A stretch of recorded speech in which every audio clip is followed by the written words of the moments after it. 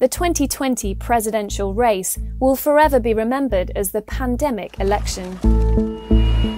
More than 200,000 Americans are dead, millions unemployed, and America's national debt is more than 100% of GDP.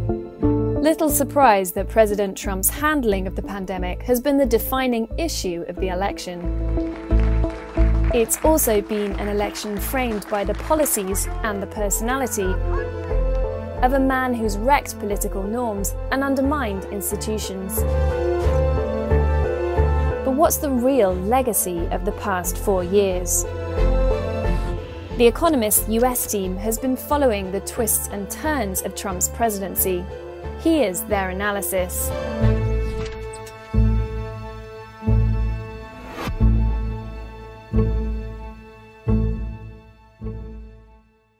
In 2019, Donald Trump presided over America's lowest unemployment rate in 50 years, a buoyant stock market, and fast annual wage growth among the lowest paid workers.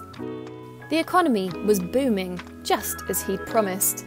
I have made billions of dollars in business-making deals. Now I'm going to make our country rich again. Trump's tax cut bill was signed within a year of taking office, cutting corporate tax from 35% to 21% and decreasing taxes for around 65% of working Americans in 2018, but particularly for the rich. If you look at the tax cuts and what they actually did, they were fairly regressive. I think it's certainly the case that if you inject funds into the economy by cutting taxes, then that's going to give the economy some juice. That had something to do with the economy's health in the run-up to the pandemic. Trump's tax cut splurge helped America's GDP grow faster than expected compared with the rest of the rich world. It also meant it had a bigger budget deficit going into the COVID-19 crisis.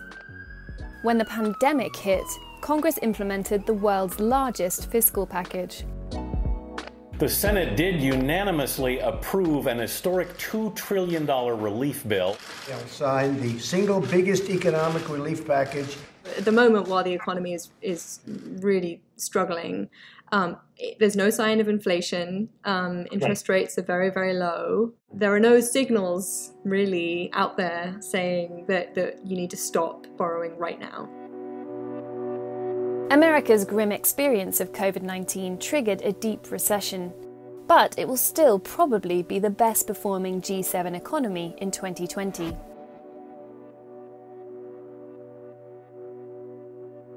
The future does not belong to globalists. The future belongs to patriots. The future belongs to sovereign and independent nations. President Trump promised to put America first, an anti-globalist stance which he wasted no time in implementing, pulling America out of 10 international organizations or treaties. He promised to renegotiate all of America's trade deals. His tactics seemed to be threatening other countries with tariffs and essentially trying to squeeze concessions out of them. The fact is, NAFTA has been a disaster for the United States, a complete and total disaster. His critics said that this is a very, very dangerous strategy because the risk is you toxify politics in the other countries that you're dealing with. And so if you enter a negotiation essentially promising to bully the other side into submission, the risk is it just kind of blows up in your face. Yet, clearly, there were all these deals. He renegotiated a deal with Mexico and Canada and a deal with South Korea. And then there's China. Starting in 2018, America waged a trade war with China. The average tariff rate on goods travelling between America and China has since more than tripled. If Trump came in promising to, in some ways, reset the relationship with China, when it comes to trade, he has managed to do that. We can disagree about whether all of it is in a good way, but he's reset it. The two countries agreed the first phase of a trade deal in January 2020, which included an agreement from China to lift some trade barriers and to buy certain American products. But right now, it doesn't look like China will meet those commitments. The other thing, there are still tariffs on hundreds of billions of dollars worth of Chinese exports to America. And looking ahead, I think those will be quite difficult to roll back entirely. The US-China relationship has been changed, and in a way that is not going to be very easy to reverse, certainly not politically.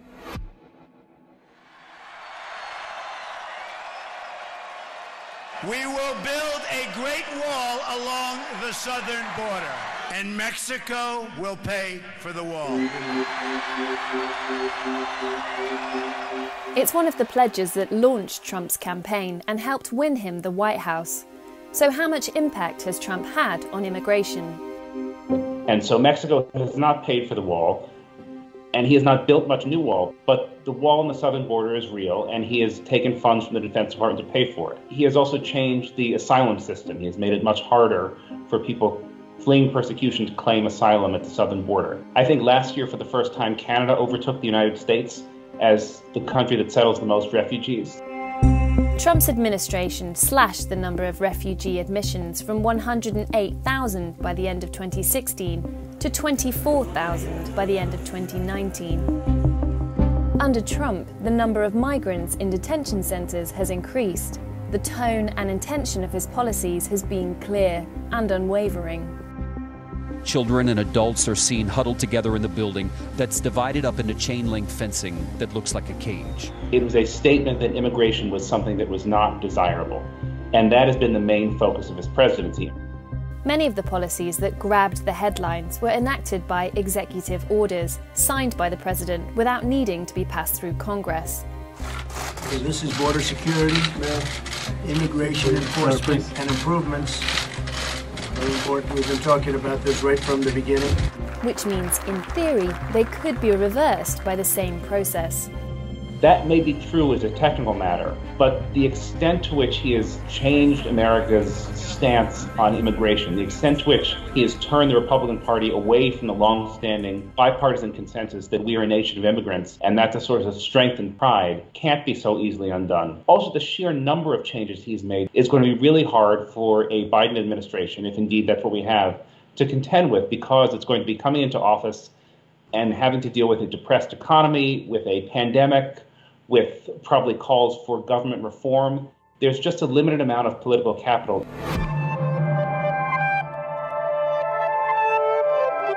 So Obama's talking about all of this with the global warming and that, a lot of it's a hoax. It's a hoax, a lot of it.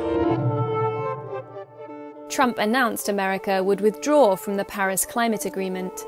Though other countries have sought to move away from fossil fuels, Trump set about reigniting America's oil, natural gas and coal industries. The Environmental Protection Agency and the Department of the Interior have really been firing on all cylinders in terms of removing regulations on coal plants, not only, but also methane pipelines and exploration of wilderness. The cumulative effect of that, there's some people have measured that this would increase carbon dioxide emissions by roughly 3% in a year over time, which is substantial. It's at a time when you want America to be going the opposite direction, especially because you want other countries to feel obliged to also follow in that direction.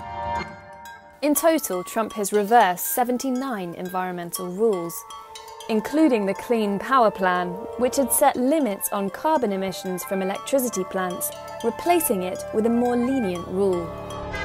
Many of the rollbacks are facing legal challenges by states and environmental groups, but these might fail. The thing that's tricky about this, if Trump were to be elected and litigation continues, then there's a chance that some of Trump's changes would become permanent. And perhaps more damaging than that, the Supreme Court could rule to limit the EPA's authority to regulate greenhouse gas emissions. So the Environmental Protection Agency, which serves under the president, would be limited under all future presidents, even a Democratic one, from having really bold environmental regulations.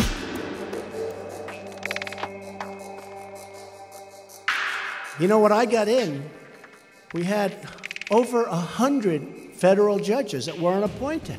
It was like a big, beautiful present to all of us. Trump has appointed 217 federal judges, including 161 to district courts. 53 to courts of appeal, and 3 to the Supreme Court. It is my honor to nominate Amy Coney Barrett. In all, Trump has appointed more than a quarter of the judiciary. He's moved faster than any president in their first term for 40 years. The appointment or elevation of so many conservative judges is already reshaping American law. Many will sit for life, so the impact, not least in limiting the scale and scope of government legislation, could be felt for decades to come. Probably most pronounced are going to be at the Supreme Court. There's this sort of long-standing worry that Roe versus Wade, which is the Supreme Court case that gave women a constitutional right to an abortion, will be limited even further. Some people think it might even be repealed entirely. There's another challenge to the Affordable Care Act up before them on November 10th. There's also a lot of fear about things happening along any of these dimensions that could hamper a sort of subsequent Democratic administration, which is likely to try and use the machinery of the administrative state to sort of achieve its policy ambitions. And the idea is that a very sort of Trump-heavy Supreme Court and Trump-heavy courts generally are just going to limit that quite a lot.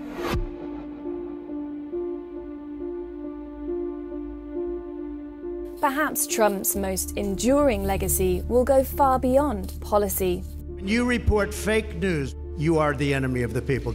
4 years of lies and bullying have inflamed political discourse in America. Partisanship and polarization have been increasing for many decades before Trump came onto the scene. You can say that Trump is sort of a symptom of that polarization, but that he's also accelerated it in some ways. Obama was seen as hugely divisive. Trump is seen as divisive. The difference is Barack Obama made conscious efforts to reach out to people who disagreed with him. Donald Trump has not done that. And so even to the extent that every president is divisive, he has reveled in the divisiveness in a way that past presidents have not. I'd like to punch him in the face, I'll tell you.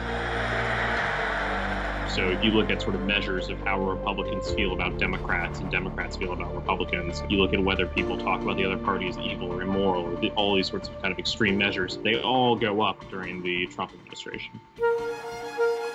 A recent survey found that 1 in 5 Americans believed violence could be justified to some extent if the other party wins the impending election. But America isn't just fractured along political lines. And you see that the Republican parties increasingly become a party of white identity. If you identify as having racially conservative views on African Americans, you're much more likely to become a Republican now than ever before. Trump has just accelerated the polarization along these identity lines. And even if he loses, it will still be the case. If he wins, obviously, we have another 4 years to assess his legacy. If he loses, I think that he exposed and invigorated a part of American culture that some had ignored in the past. And I don't think that that's going away. I'm Samir Keynes, The Economist's Trade and Globalization editor. You can follow our coverage of the 2020 election and what happens next by clicking on the link opposite. Thanks for watching.